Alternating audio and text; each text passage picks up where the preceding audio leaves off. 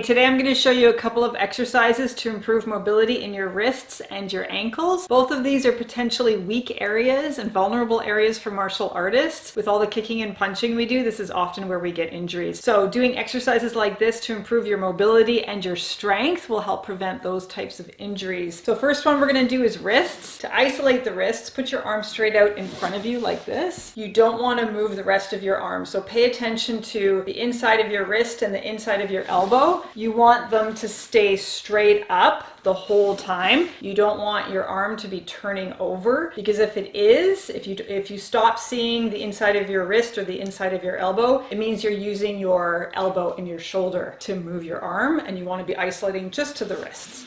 So I'll just go back a bit so you can see better. So hands out in front. You're going to start by dropping your fingertips down as low as you can without pain.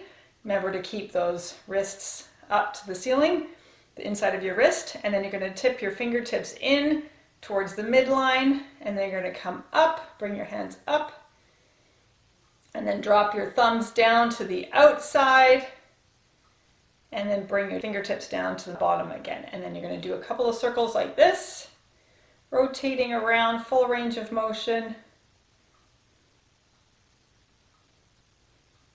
And then when you get to the bottom, you're going to go the other way.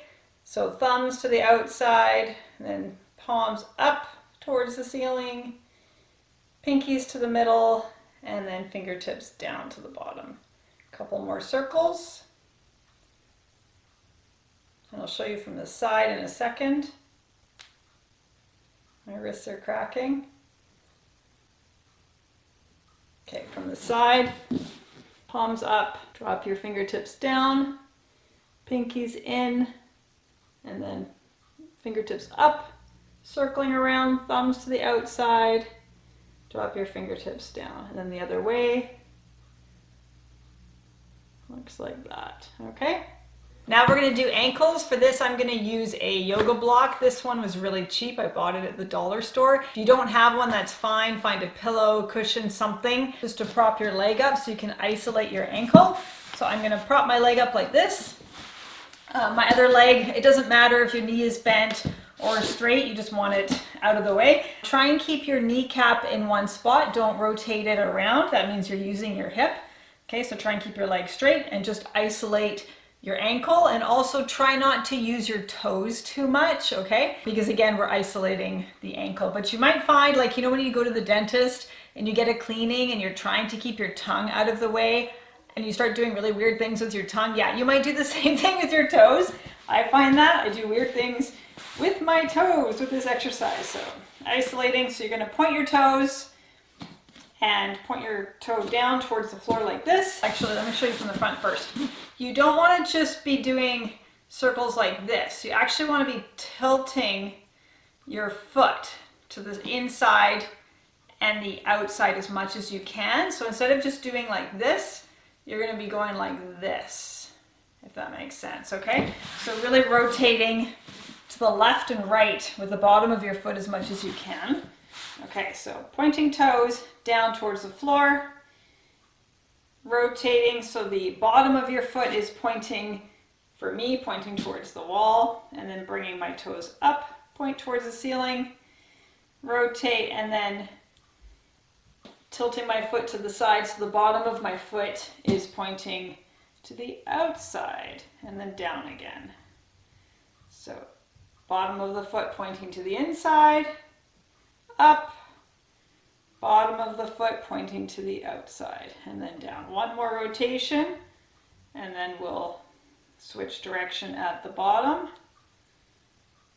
Okay, now we're at the bottom, we're going to go the other way, and again, keep paying attention to that knee. You'll probably find you're moving it around more than you realize. So outside, up, inside, and then pointing down. A couple more.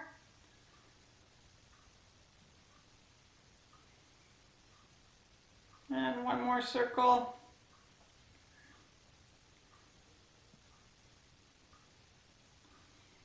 Okay, now I'm going to do the other foot, and I'll show you from the front here, up against the wall. Hey, that's more comfortable. Okay, so pointing toes, down. This is a really awkward position. Pointing toes down towards the floor. And then you're going to rotate so the bottom of your foot is pointing to the inside of your body, the midline. Toes up. Again, here trying not to wiggle your toes too much. I have a hard time controlling my toes. I have to work on that. And then tilting foot to the outside and then down towards the middle. Keep an eye on that knee. Up,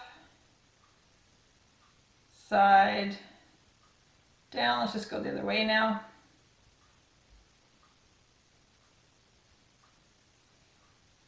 And we'll do one more. So these types of exercises are really good for strengthening.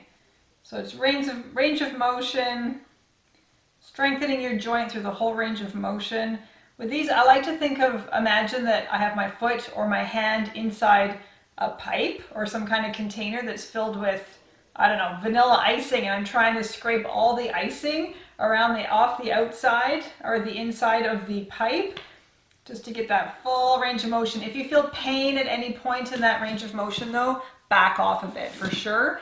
And then, over time as you build up strength, you'll be able to increase that range of motion. So go work on those wrists and ankles and, karate kicks. I'll be back next week with another podcast video. It has been a while. Thank you for your patience and have an awesome weekend.